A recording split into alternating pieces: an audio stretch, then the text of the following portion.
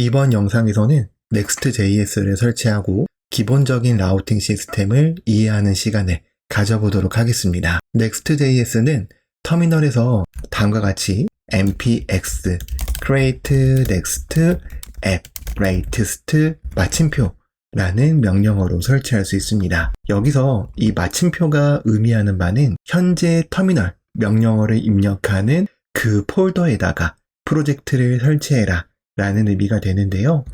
보통 우리가 설치하고자 하는 경로에서 명령어를 입력하는 경우가 많기 때문에 마침표를 입력하면 별도의 추가적인 폴더를 생성하지 않고도 이 폴더 자체의 프로젝트를 생성할 수 있다는 장점이 있습니다. 이렇게 명령어를 입력하면 프로젝트를 설치하기 위한 몇 가지 프롬프트 응답을 해줘야 되는데요. 저희는 타입스크립트 기반으로 할 거기 때문에 타입스크립트는 yes, 그 다음에 ESLint도 yes, 테일윈드도 yes, src 디렉토리도 yes, 앱 라우터를 사용할 거기 때문에 yes, 터보팩은 사용하지 않을 겁니다. no, 그 다음에 earliest, yes, 그리고 기본적인 earliest는 어떻게 사용할 건지를 물어보고 있는데 그냥 엔터를 이렇게 입력해 주시면 됩니다. 자, 그러면 잠시 기다리게 되면 기본적으로 프로젝트를 구동하는 데 필요한 폴더와 파일들이 자동으로 생성이 됩니다. 필수 패키지들도 자동으로 설치가 되기 때문에 노드 모듈스라는 폴더가 이렇게 생성된 것도 확인해 보실 수가 있고요. 자, src 폴더를 열어보면 앱이라는 폴더가 이렇게 생성되어져 있습니다. 우리는 앱 라우터 기반으로 공부할 거기 때문에 반드시 Next.js는 앱이라는 폴더가 존재해야 되는데요. 왜냐하면 앱 라우터는 이 앱 디렉토리를 기반으로 라우트를 구성하는 방식이기 때문입니다. 이제 프로젝트를 한번 실행해 보도록 할까요? 터미널에 다음과 같이 npm run dev라는 명령어를 입력해 보도록 하겠습니다.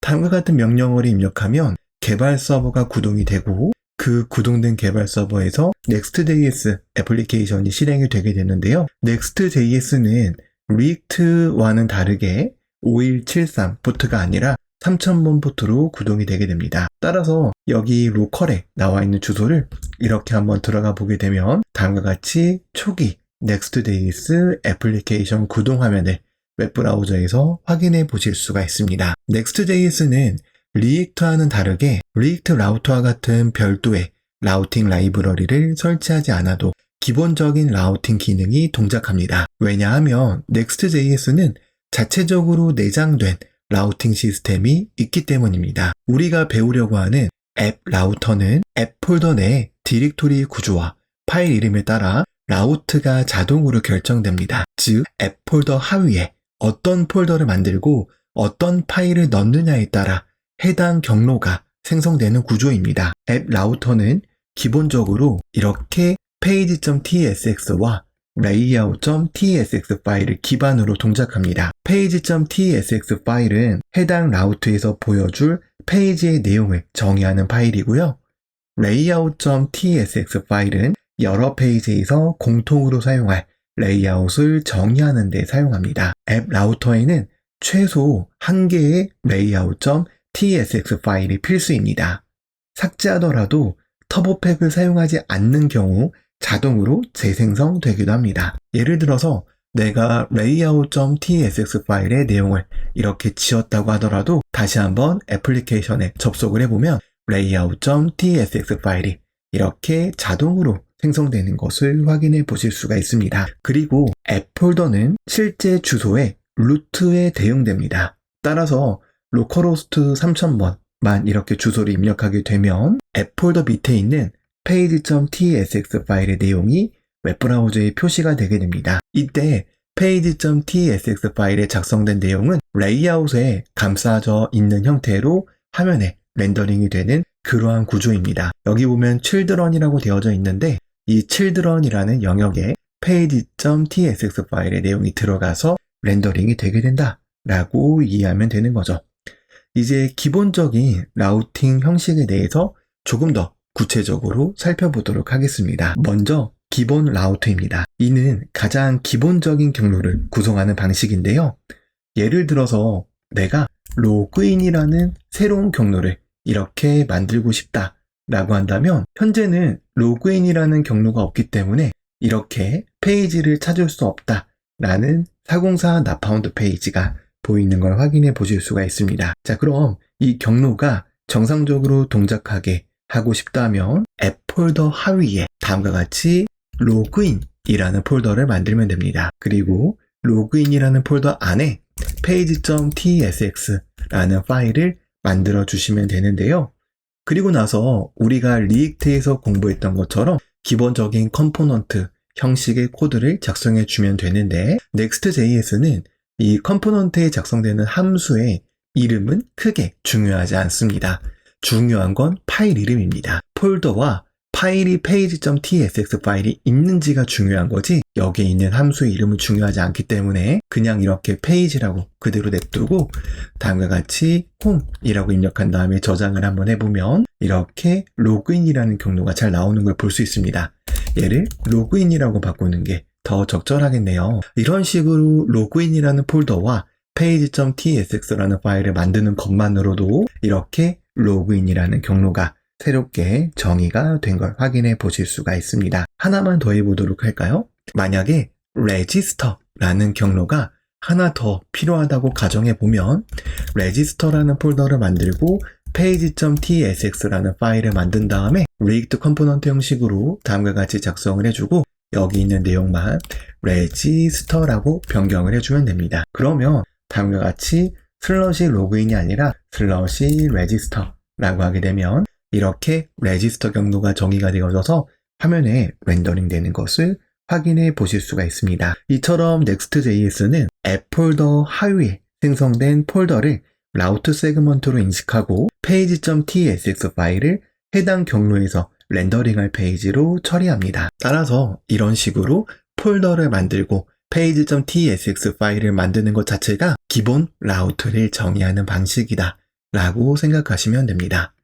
그 다음으로 배워볼 건 중첩 라우트입니다. 중첩 라우트는 말 그대로 라우트를 중첩해서 정의하는 것을 말합니다. 자, 예를 들어서 내가 이 로그인이라는 폴더 밑에 새로운 경로를 하나 더 만든다고 가정을 해보도록 하겠습니다. 예를 들어서 서브라는 폴더를 하나 더 만들고요. 이 서브라는 폴더 밑에다가 page.tsx라는 파일을 하나 더 만들도록 하겠습니다. 그리고 얘는 서브라고 이렇게 적어주도록 할게요. 자, 그러면 이제 어떻게 저 페이지에 접근하냐 라고 한다면 로그인 밑에 서브라는 폴더를 만들었으니까 다음과 같이 두 개의 세그먼트가 자동으로 정의가 된 것과 마찬가지입니다. 그래서 슬러시 로그인, 슬러시 서브라고 입력하게 되면 다음과 같이 해당 page.tsx 파일의 내용이 보여지는 것을 확인해 보실 수가 있고요. 이런 식으로 폴더를 중첩해서 라우트를 정의하는 것을 중첩 라우트 방식이다라고 합니다. 자, 동적 라우트도 가능한데요. 동적 라우트는 세그먼트의 일부분을 동적으로 처리할 때 사용할 수 있는 라우트 정의 방법입니다. 자, 예를 들어서 우리가 post라는 폴더가 있고요. 여기에 page.tsx 파일이 있다고 가정을 해보도록 하겠습니다. 자, 그러면 실제 우리가 해당 경로를 렌더링하기 위해서는 주소를 어떻게 입력해야 되냐면 슬러시 post라고 이렇게 입력을 해줘야 됩니다. 자, 그러면 다음과 같이 post라는 폴더에 있는 page.tsx 파일의 내용이 보여지게 되는 건데요. 자, 내가 만약에 post 1이나 post 2와 같은 경로를 보여주고 싶다라고 가정해 보도록 하겠습니다. 그러면 우리가 지금까지 배운 기본 라우트나 중첩 라우트 방식을 이용하자면 이렇게 1이라는 폴더를 만들고 page.tsx 파일을 만든 다음에 여기에 이제 우리가 다음과 같이 post 1이라고 이렇게 적게 되면 이런 식으로 post 슬러시 1이라는 경로가 만들어지게 되겠지만 이렇게 될 경우에 내가 뭐 2번 게시글, 3번 게시글, 4번 게시글처럼 여러 개의 게시글을 보고 싶다라고 한다면 이렇게 폴더를 다 만들어줘야 되잖아요. 그런 게 굉장히 불필요하고 번거로우니까 이렇게 변경되는 동적의 세그먼트는 어떻게 우리가 정의할 수 있냐면 다음과 같이 폴더 이름을 대괄호를 열어주고 적절한 폴더 이름을 지어주면 됩니다. 자, 이렇게 지어주게 되면 이제 대괄호로 지어진 폴더는 동적 세그먼트 처리가 되어지기 때문에 앞에 포스트라는 경로만 맞춰주게 되면 두 번째 세그먼트의 경로는 그 어떤 곳이 오더라도 해당 page.tsx 파일의 내용이 보여지게 됩니다. 자, 그래서 다음과 같이 post 슬러시 4라고 해도 해당 page.tsx 파일이 보여지고요. 이렇게 post 슬러시 2라고 해도 이렇게 page.tsx 파일이 보여지게 됩니다.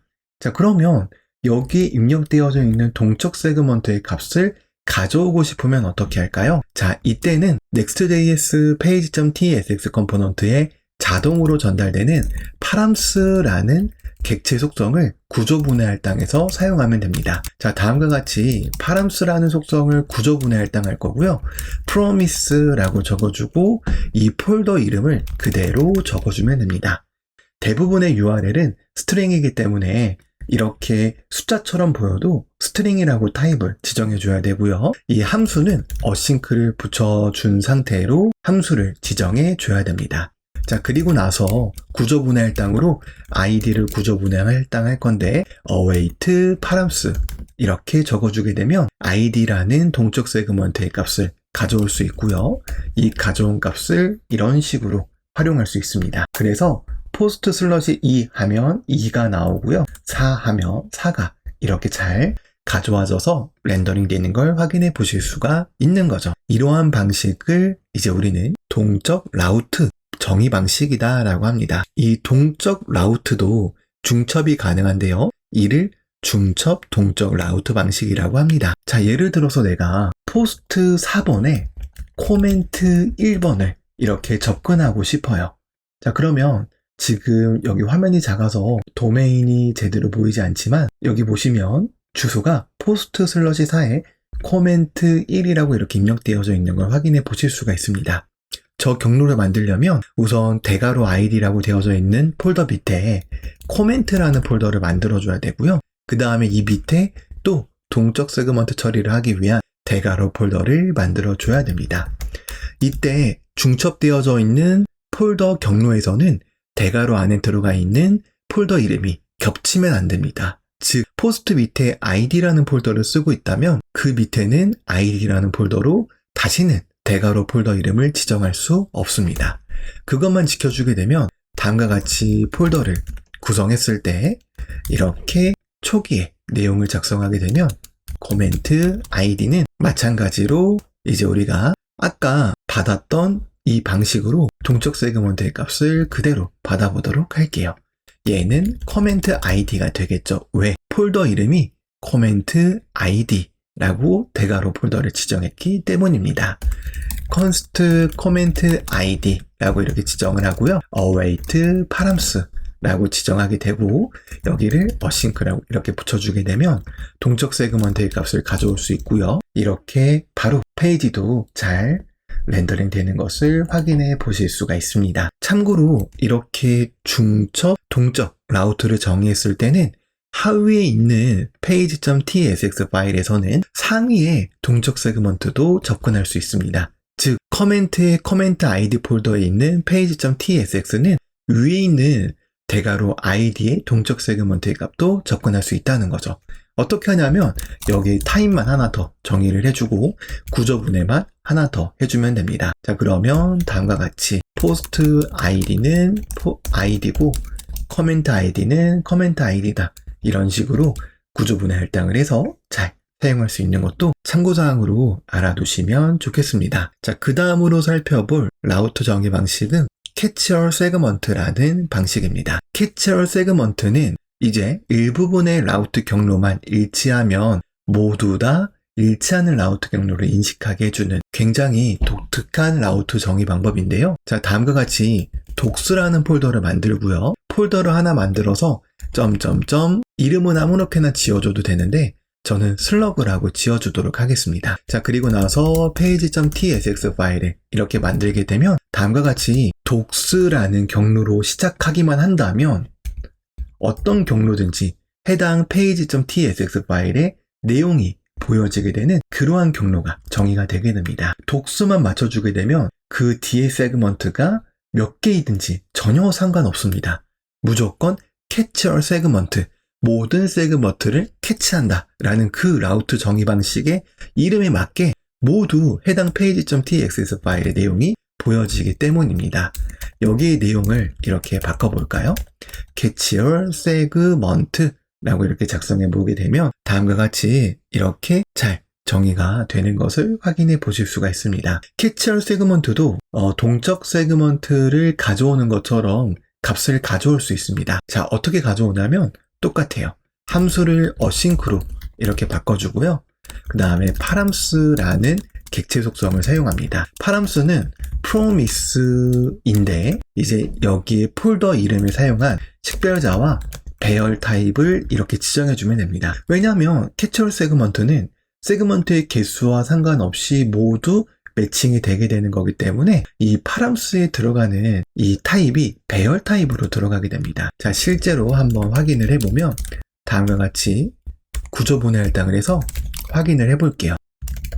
슬러그는 await 파람스다 라고 하고 이 슬러그를 출력을 해보면 다음과 같이 세그먼트의 종류에 따라서 이렇게 배열로 값이 출력이 되는 것을 확인해 보실 수가 있습니다. 이러한 정의 방식이 catch-all segment다 라고 생각하시면 됩니다. 자, private folder라는 방법도 있는데요. private folder는 폴더 앞에 언더바를 붙이면 됩니다. 자, 예를 들어서 우리가 아까 로그인이라는 경로를 하나 정의를 했잖아요.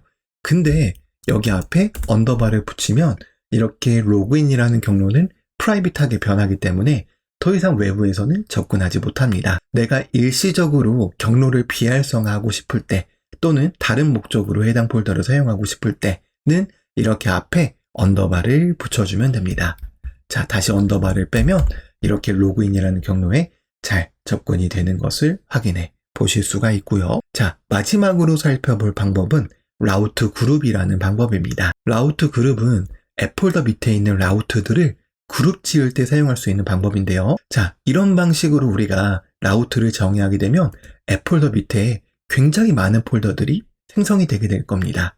그러다 보면 이 라우트 폴더에 대한 관리가 어려워지게 될 텐데요. 이때 라우트 그룹이라는 방법을 사용하는 겁니다. 라우트 그룹은 소괄호로 되어져 있는 폴더를 생성하는 방법입니다. 자, 예를 들어서 오스라는 소괄호가 이렇게 지정되어져 있는 폴더를 만들고 로그인이랑 레지스터를 이 밑으로 이렇게 옮깁니다. 자, 그러면 소괄호로 되어져 있는 폴더 경로는 단순히 다른 라우트 폴더들을 그룹화하는 용도로만 사용될 뿐 실제 라우트 세그먼트에 영향을 주지 않습니다. 자, 그래서 이렇게 오스라는 폴더에 들어가 있지만 실제 로그인을 접근할 때는 오스 로그인 이렇게 접근하는 게 아니라 소괄호로 되어져 있는 건 그냥 무시가 되기 때문에 평소처럼 로그인이라고 그대로 접근하면 됩니다. 레지스터도 그냥 레지스터라고 접근하면 되는 거죠. 단순히 소괄호로 되어져 있는 건 라우트를 그룹해주는 역할만 하기 때문에 이런 방식으로 라우트 그룹을 이용하면 여러 라우트들을 의미 있게 잘 관리할 수 있습니다. 뭐 예를 들어서 독은 독이다 이렇게 해주면 되고요. 그리고 포스트와 관련된 거는 포스트다 이런 식으로 얼마든지 많은 라우트 그룹 폴더를 만들어서 적용해 줄 수가 있습니다. 자, 이렇게 이제 우리는 Next.js에서 사용할 수 있는 기본 라우트 정의 방법들을 한번 살펴봤습니다.